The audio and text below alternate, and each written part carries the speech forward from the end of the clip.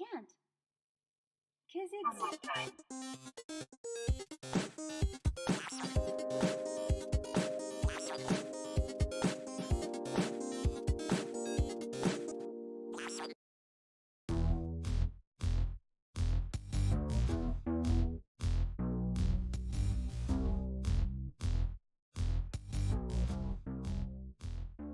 So today we're going to talk about, and I'm going to read from my notes because it's too long, attention deficit hyperactivity disorder. Joining us today is my good friend, Juho Jauhiainen, who has kindly agreed to share his experiences with living with ADHD. Welcome, Juho. Thank you very much. So, Juho, you are an experienced cybersecurity professional, specialized in digital forensics and incident response. Did I get it right? Yep. Okay. That's what I do. What's your work like? Well, I'm always in middle of crisis. So in life or? Well, both. But at work, I help clients, meaning companies, organizations, to survive from cybersecurity incidents. And every time they call us, I'm going there and they have a crisis. So every time I go to the work, someone has a bad day. Oh, okay. Well, that's positive. Okay, so let's start dissecting the topic ADHD. Can you tell us a bit about your journey with ADHD? When were you diagnosed, and how did that impact you? Well, I think the journey starts when I was born, 34 years ago. But I was diagnosed 3 years ago, so not that long ago. And but before that, I had a lot of depression, anxiety diagnoses and stuff like that. And when I got the ADHD diagnosis, it really helped me to figure it out, why I had this depressive seasons and so on.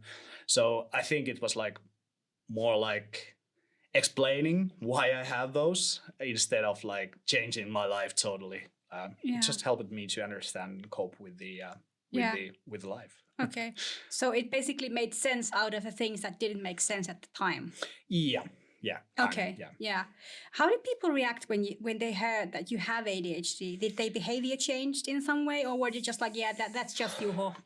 Yeah. Well, most of the people were well, that's you. And actually, we had this elementary school meeting where we went all classmates, and I was telling them that I have gotten this ADHD diagnosis a few years ago, and one of them was like, "No shit, you have always had it," but it's you didn't know it, and I didn't know it before. It was actually my therapist who said that you should go to the tests, and we should make the test for you and see how it goes, and then I went there, and first time I got the high score from the tests. So it was kind of explaining it, but if people have changed how they react with me or how they behave next to me, I don't think I haven't seen it. I don't think maybe at work people understand me more. They don't expect to see if they give me the most boring stuff to do. It won't be ready if they don't give me hard deadlines. What's boring? Well, what's boring to you? Documentation. Well, that's boring. The worst. That's yeah. So what are the most common symptoms in ADHD? Can you list some? I don't know.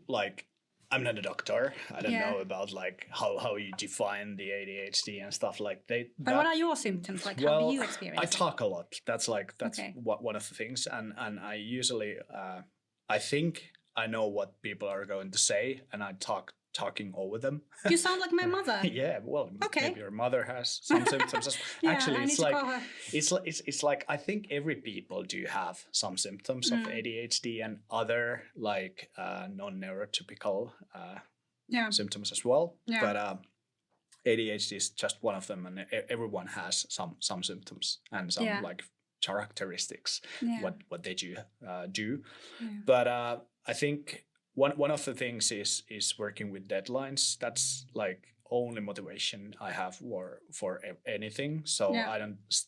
If you give me a task and you give me a deadline, which is in 6 months, I will start a few days before I would start it now. So I have a task for you to answer the next question. It has a deadline ASAP. Well, I think I can cope with that. Okay, so and you basically answered to it already. But what are the most biggest challenges you've encountered with ADHD?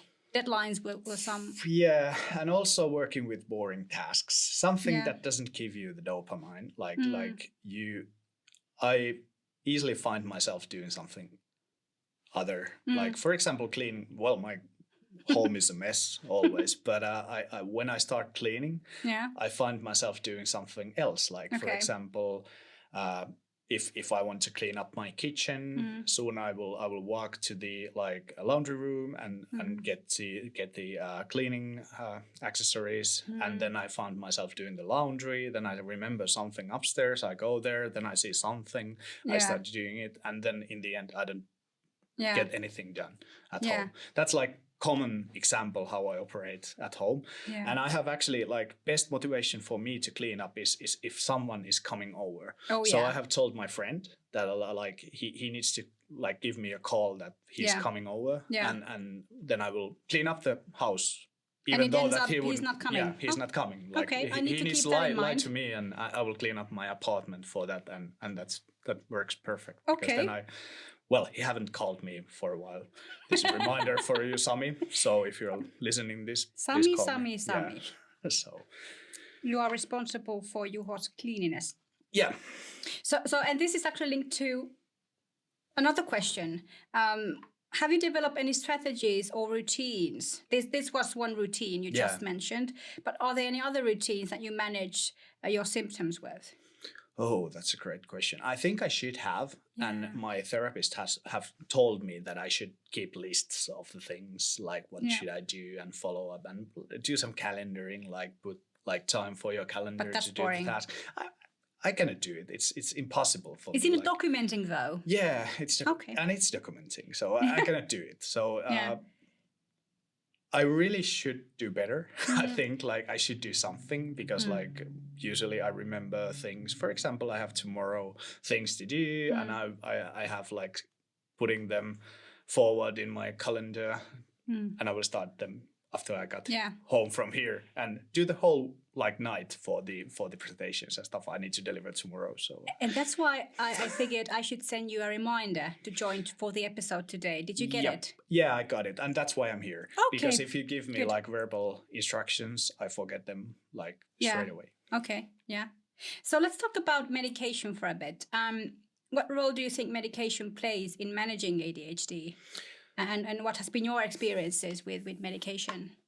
I think medication helps in some things, but it's not a silver bullet. I don't, at least I don't feel it's a silver bullet that helps me to do everything. Yeah. I do have medication. I have had it for several years, but I don't take it every day, and that's how I want to keep it because it also comes with downsides. What kind of downsides? Well, my heart is beating like a train, it's super fast and stuff like that. Because basically they are giving you dopamine, so you can cope with your daily tasks. But it's I wouldn't say that medication is never the first thing to do. I think therapy helps me more than doing medication, and that's the reason why I'm taking medication only when I have a lot of boring tasks to do. For example, if I'm writing a report, that's common days when I take the medication. Yeah. And also I have seen that when I take the medication, I also want to take a lot of caffeine and nicotine with it, and that also my heart is almost exploding when that's I do it. Yeah, that's healthy. Yeah, but anyways, so I wouldn't suggest medication for people who are dealing with ADHD. Of course, you can find the medication that fits you right. Yeah. And I have tried a few of them, and now I have found the best one for me. Yeah. But I wouldn't still recommend that. That would be the first step to do when you are getting ADHD diagnosis. I wouldn't go straight to the medication. I would. That's like a Band-Aid. First try to understand how the ADHD affects you. What are your symptoms? What are the worst symptoms? And is it to me, the easiest thing is to understand that everyone doesn't have to fit same like exactly. Yeah. So you can be your own self. You can have a messy home, Yeah. and so on. You can. Yeah, And you have. Yeah, I do. But it's like, you don't have to be perfect. And that's not the biggest problems, when you consider all other things that it's happening in the world. Yeah. So you have to put But some perspective. I also think that ADHD is not like, I wouldn't consider it as a downside of me. Like, I think it's a superpower. For example, I work really good when there's a lot of pressure. I do work really good when everything is messy. For example, my work, DFIR. Yeah. Every time the client is in crisis, I go there and I'm like super focused on that. But also sometimes I get like this kind of hyper focus, which is I common. have the same. Yeah, and then I forgot myself. So for example, last summer I was working for this kind of like APT case. I'm not going too deep to the work, but it was like super interesting for me. I'm working here, I understand the situation. It's really meaningful for me. So I was basically working 3 weeks straight, every day, 12 hours a day. And I forgot to eat, I forgot to drink. And then my US colleagues were laughing because they were like, Juho is here for the European day, 8 hours, and then for the US day, which is like next 8 hours. And I was there basically the whole day doing it. And then after that, I felt really empty because I hadn't eaten properly for the 3 weeks, and I didn't drink enough. I didn't like drink water and so on. So, but yeah, this is something that happens when you get too excited about something. Yeah. But I performed really well in that case. Yeah. But in the end, I was super messy when I got out of it. Yeah. How does ADHD affect on relationships? What have been your experiences? Well, so I have been single for, well, I'm not single anymore. Woo. But I used to be single for 2.5 years. And like the most common thing that happened was that I got like super excited about someone. Then 3 months went by. And then I was like, I lost totally, I saw the red flags after the 3 months. So I was like super excited about the people. Then my previous relationship was like 9 years, where I got my beautiful kids and so on, which was really nice. But it started like a fire. So basically we got the kids before we were even the first kid before we were even together. So this is like really common, and I stayed there for of course there was like nice days and nice things and so on, but like we didn't really like get to know each other. And one of the things is that I was so passionate about like the relationship in the beginning. And by the way, she's a perfect like person and perfect mother, and no bad feelings on her. But I see myself there, like pushing the things, moving together, getting the kids, getting married, and so on. So, and also she was one of the reasons why I got diagnosed, because she was like super. She told me that you have ADHD, and she actually read some books about like dating ADHD person and so on.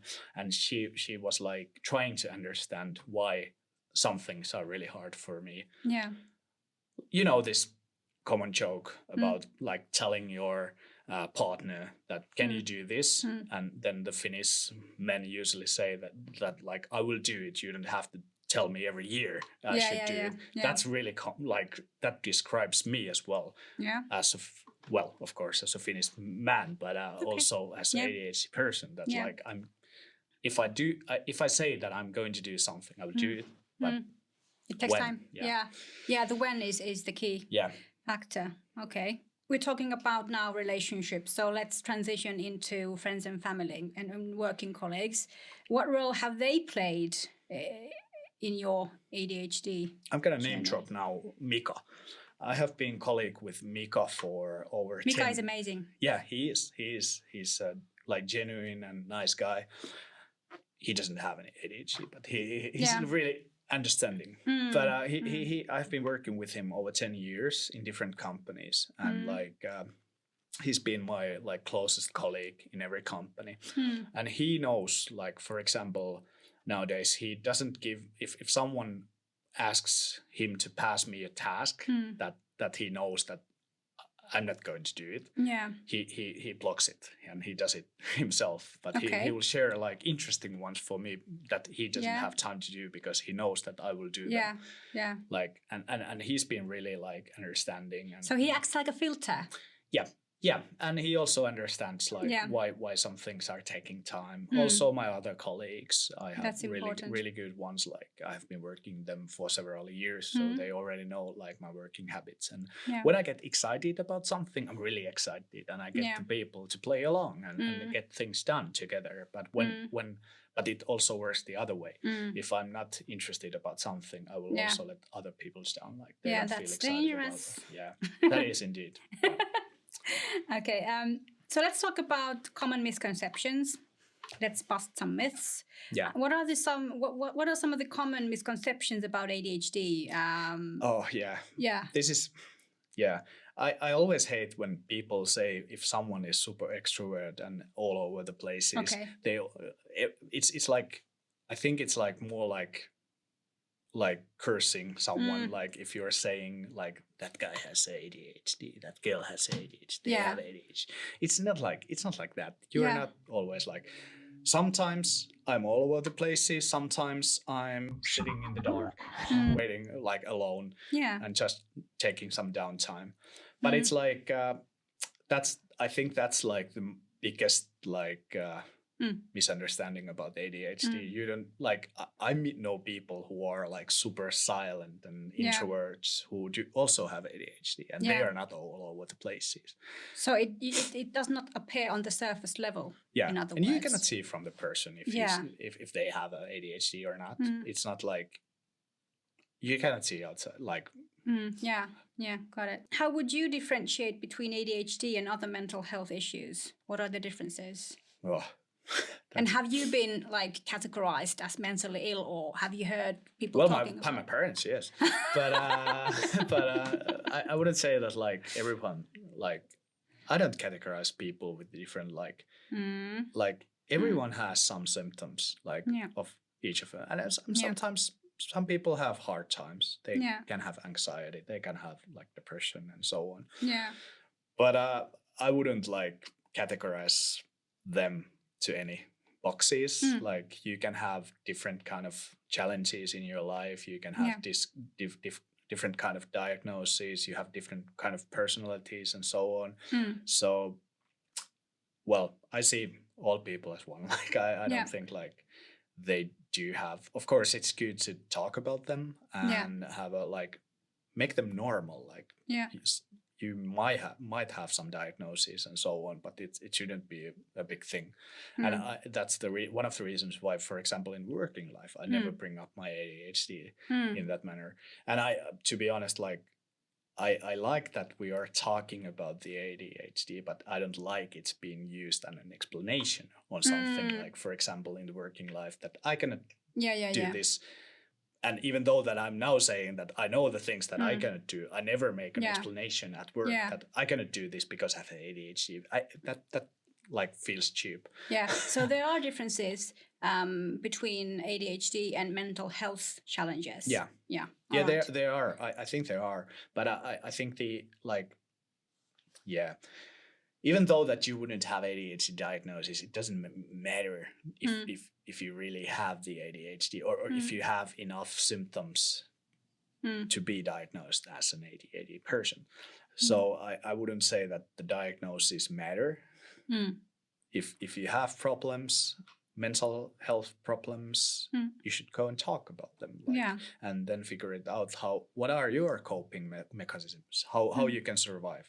Is it therapy? Is it doing medication and so on? By the way, before I got ADHD diagnosis, I ate 6 years of antidepressants, and that's something I don't recommend for anyone because, like, of course, you don't feel depressed, but you don't feel the like happy either. So it's like neutral feelings. Yeah. So that was 6 years period of my life, and then when I got diagnosed with the ADHD, I was actually told that you never should eat 6 years straight of antidepressants. Well, that's nice to know after the fact. Yeah, it was, and every year the doctor just like wrote me a new description for the medicine. So okay, that's a no. Yeah, but it's life. What advice would you give to someone who has just been diagnosed with ADHD? Well, I think like, at least for me, it was explaining a lot of things. So you should like think it more as a superpower than burden. Like I don't think it's a burden for anyone. Of course, it might feel like that when you get the diagnosis for that, but you should turn it around and use it as your superpower. Yeah. And also like get to the, if you want to talk with other people who have ADHD. Actually, when I did my talk a few years ago in Disobey, where I told about my ADHD, Yeah. I got a lot of contacts from cybersecurity field, people like wanting to exchange some like, it's important yeah, to experiences. get the validation and exchange thoughts. Yeah, but it was surprising to me, because like many of them said that if you are talking about this in somewhere, please don't mention the name, who is the person, because they want to keep it hidden. Okay. And that's also like, I'm not like shaming them, but it's like also raising the stigma in the like mental disorders, that if you are hiding something you have, it will never become normal. Yeah, and you can never even accept who you are as a person yourself if you don't accept who you are, and that's one of the parts in you. Yeah. Yeah, and that's why I'm always answering the messages as well. That's important. Yeah, even though that I don't always feel like answering messages. I'm good at ignoring messages as well. So you are. call me if you have. You are expert. Yeah. In but that it's area. like, you should see my phone. Yeah, I don't want to. Looking ahead, what are your hopes for the future in terms of managing ADHD and raising awareness about it? Do you have future plans? I have long-term plans, but I don't have any like ADHD or mental disorder like sharing the experience plans. But I'm always up for anything. Like, for example, when I gave the talk in Disobey, I thought that this is the only time I'm giving the talk, but I ended up giving it multiple times afterwards. Like, people Do you know were why? Well, it resonates. Yeah, that's the reason. It's relatable. Yeah, but that's the reason. But I'm not like, I don't want to make myself like ADHD or mental disorder ambassador. But I'm happy to be one if no one else wants to take the place. But I'm like, I don't want to push me there. So every time, for example, you asked me here to talk about it, I was happy to like come here and talk about the things. But I'm not making any plans. But for my own, like how I manage my like, I think I have found like a good balance between everything. But what I want to do in the future, I want to sleep more, because like, don't we all? Yeah, but that's one of the best medicine I have for my ADHD. At least if I get like enough sleep, then the medication actually works better as well. If I don't sleep enough, then the medication is the downsides are more, I wouldn't say fatal, but they can be, like for my heart, for example. If I sleep enough, then it's, everything is better when you sleep enough. It is. At the end of each episode, I have this word prompt mental exercise where I will be listing you 10 words related to the episode's theme, and you'll share briefly what comes to mind. All right. Are you up for it? So I can have sentences on only one words. Like, well, you get to decide. All right, that's good. First one, distraction. Distraction. Well, social media. Okay. Task. Can be boring. Motivation. Helping people. Routine. Waking up in the morning. Energy. Drinks. I knew it. Focus. Oh, malware analysis. Struggle. Laundry. Laundry. Are you kidding me? I have 3 kids. Okay, yeah, got it. Okay. Awareness. Situational. Okay. Impulsivity. Me. And the final one, mindfulness. Playing ice hockey. Thanks, Juho. Thank you very much, Noora.